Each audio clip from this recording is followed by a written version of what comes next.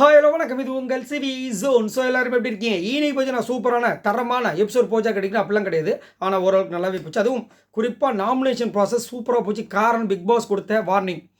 இங்கே வந்துட்டு இந்த மானே தேனி பொன்மானே இதெல்லாம் தேவை கிடையாது. மன்னிச்சிரு தங்கம், சாரிடு தங்கம், அதெல்லாம் சொல்கிற அந்த விஷயமே இருக்கக்கூடாது. மூஞ்சிக்கு நேரம் கண்ணை பார்த்து பேசணும் எதுவாக இருந்தாலும் அப்படின்னு சொல்லிட்டாங்க. அவர் அந்த வார்னிங் கொடுக்கும்போது யாரெல்லாம் நம்ம கவனிச்சிங்கன்னு சொல்லுங்கள். ரஞ்சித் சாரை மட்டும் காமிச்சாங்க. ஸோ முக்கியமாக ரஞ்சித் சார் உங்களுக்கு தான்ன்ற மாதிரி சொல்லாமல் சொன்னது சூப்பராக இருந்துச்சு. ஆனால் எல்லோரும் ரொம்ப கிளவராக பண்ணாங்க. குறிப்பாக பார்த்தீங்கன்னா முத்துக்குமரன் சூப்பராக பண்ணார். அதே மாதிரி சாச்சனா எனக்கு ரொம்ப பிடிச்சிருந்தது. எல்லாரும் பார்த்தீங்கன்னா ஒரு ஓட்டில் வந்து 2 பேர் மட்டும் மிச்சமாக இருந்தாங்க. சத்யாவும் தர்ஷிகாவும். டப்பால் என்ன பண்ணிச்சு அந்த பொண்ணு, என்ன உள்ளதுக்கு போட்டீங்க உங்களை நான் போகிறேன்னு சொல்லிட்டு ஓட்டை வேஸ்ட் பண்ணாமல் கூப்பிட்டு செம்மையாக பண்ணாங்க. இதுதான் ஓப்பன் நாமினேஷனோட ஒரு பியூட்டி. ஸோ அதனால் பார்த்தீங்கன்னா கிட்டத்தட்ட 12 பேர் உள்ள வந்தாங்க. சூப்பராக இருந்துச்சு. அதேமாதிரி ஓட்டிங் அந்த ரிசல்ட்டு நான் கொடுத்துட்டேன். போய் பாருங்கள். முத்துக்குமர் வேறு மாதிரி வெறித்தனமாக வந்துட்டு ஓட்ஸில் வந்திருக்கு. அடுத்தது பார்த்தீங்கன்னா இந்த எபிசோட் முடியும் போது லாஸ்ட்டாக பார்த்தீங்கன்னா நைட்டு மஞ்சரியும் அருணும் பேசுகிறாங்க. என்னடா இது 2 துருவங்களும் ஒன்றா சேர்ந்த மாதிரி இருக்குது, அது மாதிரி நடக்க வாய்ப்பே இல்லைன்னா அதே மாதிரி தான் நடக்குது. இவங்க வந்து சமாதானமாக ஒரு பேச்சை வந்து ஆரம்பிக்கிறாங்க. ஆனால் அது வந்துட்டு இது அருணுக்கு வந்துட்டு எப்படி தலை பிச்சுக்கிற மாதிரி அச்சோ அவசரப்பட்ட மண்டவன் போட்டு, அதாவது ஜாலியாக பேசும்போது குத்துற மாதிரி பேசுகிறாங்க. மஞ்சரி ஸ்ட்ரெயிட் ஃபார்வர்டு அடிக்கிறாங்க. என்ன சொல்கிறாங்கன்னா, நீங்கள் பேசும்போது பார்த்தீங்கன்னா உங்களுக்கு சாதகமான விஷயங்களை வந்துட்டு ஒரு டோனில் பேசுகிறீங்க, உங்களுக்கு அகென்ஸ்டாக ஒரு இது வச்சோன்னா அதை ஒரு மாதிரி டோனில் பேசுகிறீங்க, அது நல்லாவே பச்சையாக தெரியுது அப்படின்றாங்க. அதே மாதிரி நீங்கள் பண்ணுற தப்பை வந்துட்டு இந்த வீட்டில் யாருமே சொல்கிறது கிடையாது. ஆனால் நான் மட்டும் சொல்கிறேன்ற ஒரு காரணத்தினால தான் உங்களுக்கு என் மேலே ஒரு மாதிரி கோவம் வருதுன்னு நினைக்கிறேன்ற மாதிரி சொல்லிட்டாங்க. அப்படியே பார்க்குறாங்க. ஆனால் அதுதான் உண்மை. நீங்கள் அது தப்பாக நினச்சாலும் பரவாயில்ல, நான் உங்ககிட்ட மூஞ்சிக்கு நேரம் சொல்கிறதுனால உங்களுக்கு கோவம் வருதுன்னு நினைக்கிறேன் போது அவர் சொல்ல முடியல. ஏன்னா இப்போ சமாதான பேச்சு மாதிரி போயிட்டுருக்கு. இல்லை மேடம், அது சொல்கிற விதம்னு ஒன்று இருக்குல்ல அப்படின்ட்டார். அப்புறம் அவர் ஆரம்பிக்கிறார். அவர் உங்களுக்கு தெரியல முத்துவை பற்றி ஆரம்பிச்சிட்டார். எப்படியும் முத்துவை பற்றி இங்கே மஞ்சரி கிட்ட சொன்னால் ஒரு வேளை, ஏன்னா முத்து வந்துட்டு எனக்கு மஞ்சரியை பிடிக்காதுன்னு சொல்லிட்டாரு. அதனால் முத்துவை பற்றி மஞ்சர்கிட்ட போட்டு மஞ்சர்கிட்ட ஏதோ ஒரு விஷயத்த வாங்கலாம்னு நினச்சாரான்னு தெரியல. அங்கே ஆனால் கிளியராக சொல்லிட்டாங்க. மஞ்சர் கொஞ்சம் தெளிவான ஆள் தான். என்ன சொல்கிறாரு, நீங்கள் நல்லா நோட் பண்ணி பாருங்கள். இது வரைக்கும் நீங்கள் வெளியே போன தெரியும், இது வரைக்கும் நான் முத்துவை நாமினேட் பண்ணதே கிடையாது. இன்றைக்கி நான் ஏன் நாமினேட் பண்ணேன் நல்லா யோசிச்சு பாருங்கள். நான் ஒரு விஷயத்த செஞ்சேன்னா அதை யோசிக்காமல் செய்ய மாட்டான்.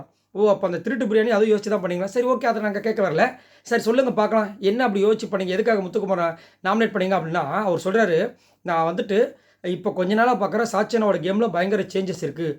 அந்த பொண்ணு எப்படி இந்த மாதிரி திடீர்னு இப்படி பண்ணுது அப்படின்னு திரும்பி உள்ளே போய் பார்த்தா முத்துக்குமாரோட ஐடியாலஜி அப்படியே வருது. அதனால தான் அந்த பொண்ணு இது மாதிரி பண்ணிகிட்ருக்கு. இது ஒரு விதத்தில் ஒரு ஓகே வந்தாலும் ஒரு சில நேரங்களாக தப்பாக போக வாய்ப்பு இருக்குன்றார். தப்பாக போக வாய்ப்பு இருக்குது. அப்போ இது வரைக்கும் கரெக்டாக தான் போயிட்டுருக்கு. அப்போ இது எப்படி தப்பாக போகும்? நல்லா யோசிச்சு பண்ணுறேன்னு தானே சொல்கிறீங்க. இதில் யோசிச்சு பார்த்தாவே தெரியுது அந்த பொண்ணு முன்னாடி மாதிரி இல்லை, இப்போ நல்லா பண்ணிகிட்ருக்குன்னு உங்கள் வாயிலே வந்துருச்சு. அதுக்கு காரணம் பின்னாடி யோசிச்சு பார்த்தா அது வந்துட்டு முத்துக்குமாரோட ஐடியாலஜின்னு சொல்கிறீங்க. இதுக்கு மேலே என்ன பண்ணு? இது அப்ரிஷியேட் பண்ணுற விஷயம் தானே. இதுக்காக நீங்கள் வந்து அவரை மணிப்புலேட் பண்ண சொல்லிட்டு நாமினேட் பண்ணீங்க. அட கடவுளே, உங்களை டப்பாருன்னு சொல்கிறாங்க.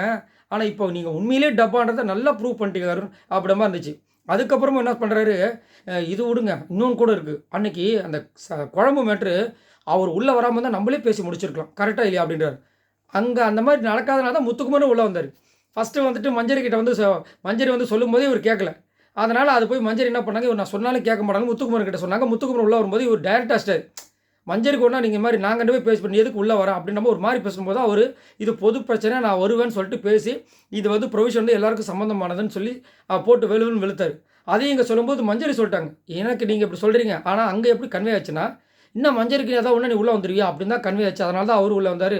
இதில் முத்துக்குமரன் மேலே எனக்கு தப்பே தெரியலன்ட்டாங்க. அங்கேயே மூஞ்சி வஞ்சி போச்சு அவருக்கு. மூஞ்சி அப்படியே வேத்துருச்சு. என்ன எல்லா பக்கம் அணகட்டுறாங்க, இதுக்கு நான் சமாதான பேச்சுக்கு வராமே இருந்திருக்கான். இவங்க உங்கள் பேச்சு கா அப்படின்ட்டு போன மாதிரி இருந்தது. ஆனால் செமையாக இருந்துச்சு. அதாவது மஞ்சரிக்கிட்ட ஒரு தெளிவு இருக்குது, அது வந்து மாற்றுக்கிறதே கிடையாது. அதே மாதிரி ஒரே ஒரு கெட்ட எண்ணம் ஒன்று வச்சுருக்காங்க. அது முத்துக்குமார் சொன்னதை அதை மாற்றிட்டா நல்லாயிருக்கும். என்னென்னா இப்போயே அவங்களுக்கு ஒரு மமதை வந்துருச்சு. என்னென்னா நான் தான் இந்த பிக் பாஸ் 8ஓட வில்லி அப்படின்னு அவங்களுக்கு ஒரு சந்தோஷம். ஏன்னா எல்லோரும் சேர்ந்து நாமினேட் பண்ணுறாங்க, அது ஒரு சந்தோஷமாக இருக்குன்ற மாதிரி சொல்லியிருக்காங்க. அது வேண்டாம். ஏன்னா இந்த மாதிரி தான் வந்து ஒன்று ஹீரோ இல்லை வில்லன், இந்த 2 பொறுப்பு உங்களுக்கு மண்டையில் ஏறிச்சுன்னா, ஏன்னா அந்த மாதிரி இருக்கவங்க தானே இது வரைக்கும் பிக் பாஸ் 8ல் லாஸ்ட் வரைக்கும் வந்திருக்காங்க. அதனால் அவங்களுக்கு ஒரு சந்தோஷம், நம்ம வயல் காலில் அதை வந்து சாதிச்சுட்டுமேனு. வேண்டாம் நீங்கள் ஹீரோயின் ஆகிறதுக்கு ட்ரை பண்ணுங்கள், வெளியே தான் வேண்டாம் அப்படின்றது என்னோட கருத்து. சரி நீங்கள் உங்களோட கருத்து சொல்லுங்கள். இங்கே டப்பா அருணை வந்துட்டு மஞ்சரி போட்டு போலப்போலாம் போலந்தாங்க. சமாதான பேச்சுக்கு கூப்பிட்டு இப்படியே அடித்து அனுப்புவீங்கன்ற மாதிரி இருந்துச்சு. அதை நீங்கள் பார்க்குறீங்களா பார்க்கலையா? சரி அப்போ என்னோட இதை பேச்சு வச்சு உங்களுக்கு என்ன தோணுன்றதை மறக்காமல் கமெண்ட்ஸ் பண்ணுங்கள். இந்த வீடியோக்கு ஒரு லைக் தட்டி விடுங்க. இந்த மாதிரி சூப்பரான வியூஸ் உங்களுக்காக காத்துட்ருக்கு. பாய் நண்பர்களே.